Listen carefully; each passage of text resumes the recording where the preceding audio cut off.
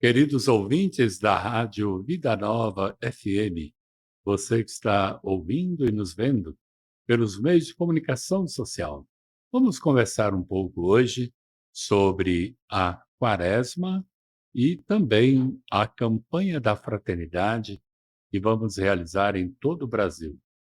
Quaresma significa exatamente 40 dias em que nos prepararemos para celebrar a grande Semana Santa, mistério da paixão, morte e ressurreição do Senhor. E nós iniciamos hoje, com a quarta-feira de cinzas, nós iniciamos a Quaresma, que é um tempo favorável de salvação. E na missa de hoje, em todas as paróquias e comunidades, haverá a imposição das cinzas. E esta imposição, a cinza, ela tem raízes bíblicas, ela vem da tradição bíblica. Há inúmeras passagens que nós poderíamos citar em que a imposição da cinza, a todo o simbolismo da cinza. É sempre bom dizer que a cinza não é uma vacina. Colocou a cinza na cabeça, está tudo resolvido. Muito pelo contrário. A cinza é sinal de compromisso, de conversão, de propósito de uma caminhada intensa nesses dias que serão marcados pela oração, pelo jejum, pela esmola, como eu vou falar daqui a pouco. As cinzas significam a condição da pessoa que é pecadora, confessando a sua culpa diante do Senhor, exprime vontade de conversão, se confiando totalmente à bondade do Senhor, que é paciente e é misericordioso. Queridos ouvintes, amados ouvintes, nós somos chamados na Quaresma, como eu já mencionei, a viver 3 exercícios quaresmais, que são bíblicos. Você encontra na passagem do livro de São Mateus, capítulo 6, versículos 1 a 18, na liturgia lá da missa, da celebração, é proclamado apenas alguns versículos em que Jesus nos convida à prática da oração, da esmola e do jejum. Através da oração, nós, durante a Quaresma, vamos intensificar, multiplicar momentos de recolhimento, de oração com a palavra de Deus, fortalecer nossos grupos de reflexão. Nosso relacionamento com Deus será mais amadurecido, mais profundo e mais frutuoso. Portanto, é muito importante que se participe das missas, das celebrações, das procissões, de todas as iniciativas que as paróquias vão promover. E em família também, é muito importante que a família, espaço privilegiado, sagrado, é uma igreja doméstica, também ela crie momentos de oração, os pais, os filhos, apesar de todas as dificuldades, nós compreendemos. E fortalecer nossos grupos de novena, na campanha da fraternidade, como nós falamos, ou na Quaresma, é tempo de reflexão, de nos encontrarmos, para rezarmos juntos. A oração vai nos ajudar a aprofundar nossa amizade e intimidade com Deus, sempre feita com muito carinho, com muito empenho, com muito recolhimento. Também na Quaresma, nós somos chamados à prática do jejum. O jejum, como a Igreja orienta, de carne, é na quarta-feira de cinzas e na sexta-feira santa. Mas o jejum deve ser vivido ao longo de toda a Quaresma. E o jejum bíblico, com renúncias, com mortificações, com sacrifícios. E o jejum é sempre se privar de alguma coisa e depois reverter a economia feita ou aquilo que não se gastou, que não se consumiu. Você pode reverter em valor e ajudar, promover outras pessoas que vivem o jejum forçado. Jejum é um ato livre em favor daqueles que jejuam por imposição ou por falta de condições. Cada um deve, na sua experiência pessoal, ver nessa quaresma de que jejum poderá fazer. Pode ser de alimentos, pode ser também jejum da televisão ou da internet ou do celular, também de conversas, ou mesmo o jejum dos passos, né? E utilizar os passos para uma caminhada espiritual. Isso é muito importante. Jejum, controle de alguma coisa que talvez nos roube a liberdade. O jejum é expressão de liberdade interior diante de todas as coisas criadas. Sejamos criativos e vejamos qual será o meu ou o seu jejum nessa quaresma. E o outro exercício quaresmal é a esmola. Eu prefiro falar caridade. Quaresma é tempo de vivermos maior generosidade, maior partilha. A esmola, talvez a gente possa pensar em dar um pedaço de pão, uma moeda para um pedinte. É muito mais que isso. A esmola é solidariedade, é compaixão, é proximidade, é nos tornarmos verdadeiramente samaritanos com aqueles que mais precisam do nosso carinho, da nossa atenção, da nossa presença. Vejam, estamos apenas começando com a quarta-feira de cinzas.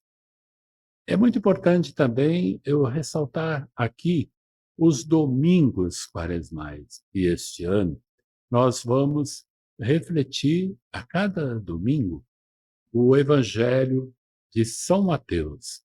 São 5 domingos, cada domingo com a sua beleza própria, com a sua mensagem sempre muito forte. Não percam um domingo sequer. Vamos trilhar esse itinerário quaresmal. Eu digo sempre quaresma bem feita, bem vivida, Semana Santa bem celebrada. Algo de novo vai surgir naquele domingo de Páscoa, já precedido pelo Sábado Santo, na Vigília Pascal. Para ressuscitarmos com Jesus, precisamos nos configurar com Ele mais perfeitamente. E é para isso que a Igreja nos oferece o tempo quaresmal. Tempo de reconciliação, tempo de mudança, tempo de transformação.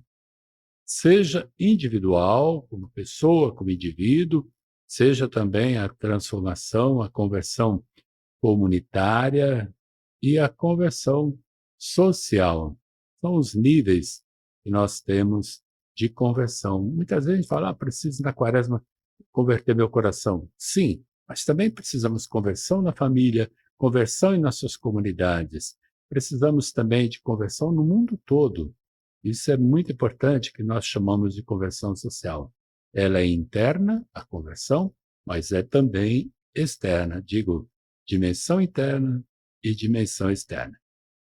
Queridos ouvintes, vejam quanta coisa bonita nós poderemos viver nesse tempo quaresmal, 40 dias intensos. É o tempo favorável de salvação. Sim, quaresma, tempo favorável de salvação. E no início, se você lembrar, eu falei quaresma e campanha da fraternidade. No Brasil, já desde 1964, foi uma iniciativa pequena, depois ela cresceu por todo o Brasil. E hoje a Igreja do Brasil realiza a campanha da fraternidade. Como é importante a campanha da fraternidade? Ela não é para esvaziar ou perder o sentido da quaresma.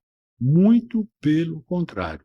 A campanha da fraternidade, com um tema próprio, ela nos ajuda a viver uma realidade, ou uma expressão de uma realidade, para que não fiquemos na abstração ou apenas nas intenções, mas compromisso concreto.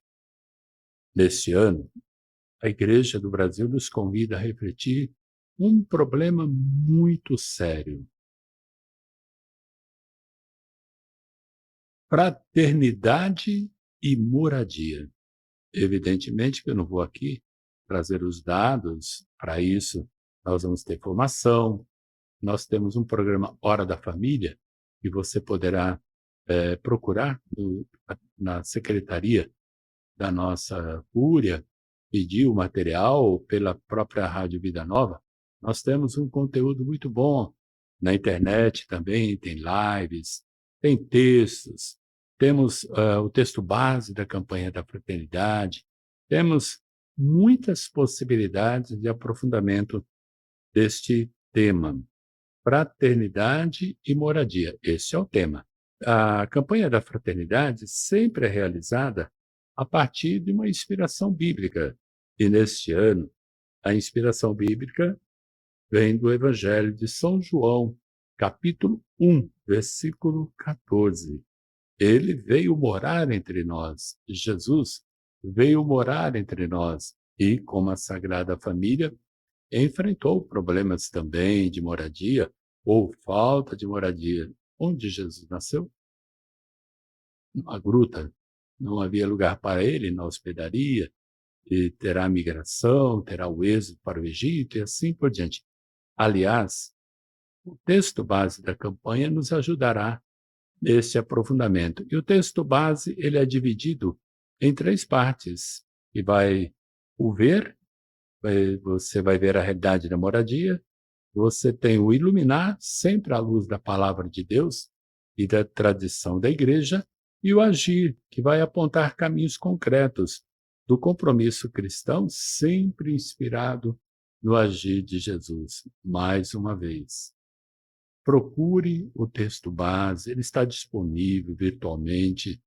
Se você não puder comprar, adquirir, é só pedir na Rádio Vida Nova ou na nossa Cúria ou na secretaria da sua paróquia.